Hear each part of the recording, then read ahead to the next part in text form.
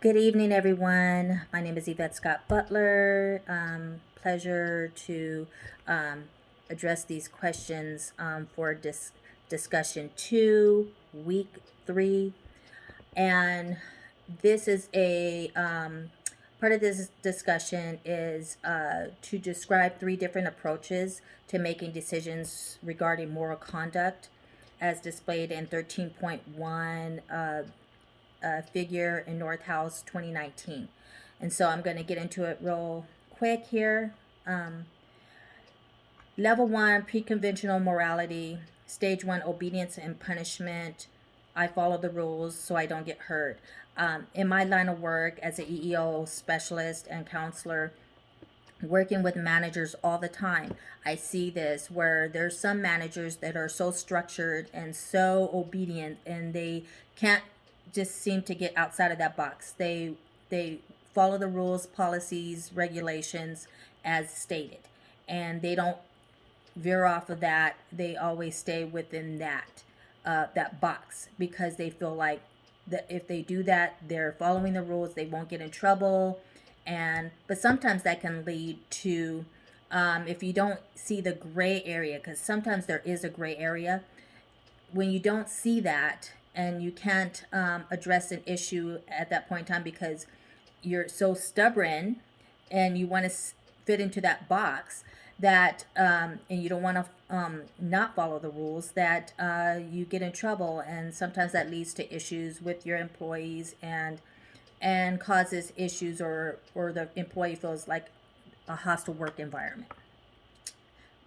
So because their manager is so strict and stringent. And so then you look at stage 2, individualism. I will do your favor, and if you do me a favor. Those are the type of managers that kind of see the gray area. They want to go, they see, okay, there's a roadblock, but they'll go around the roadblock as long as they're following the rules. But they do kind of see a little gray area, and they want to make sure their self-interest is taken care of, whatever they need is taken care of, and they look at the policies, as long as they're not going against the policy, but they're getting what they need done. So I'll do for you, you do for me. So then you look at level 2, conventional morality, interpersonal accord, conformity. I try to be a good and do what others expect of me, and that's whatever. And I've seen this also because I've done this myself, being the yes person all the time. Even though I know I have a full plate, I always say yes, I can do it, I can do it, I can do it, because I want to please others. Even though that may cause issues for me in my other work that I'm doing, or projects, and then I end up getting into trouble because I said I'm going to conform to what they want and what they expect of me, because I want to please everyone. So those are those type of managers, and that gets you in trouble because you need to stick to what your priorities are, and if you can't do it, you can't do it. And stage 4, maintaining the social order. I follow the rules and support laws in society. That it can lead to being more of bringing your values into the work environment. And sometimes that does cause issues, because sometimes what you believe outside of work does not fit what you are doing in work, what you should be doing, and the values of the work environment, because you should come into work and treat everybody fairly. And so when you start bringing your individual values and things, your personal values, because that can stem from your religion and so forth, that can cause issues as well. And then you look at the state level 3, post-conventional morality, a reasoning based on conscience and creating a just society. Stage 5, social contract and individual rights. I work with others to do what is best for all of us. So that's more in line with what I truly believe in.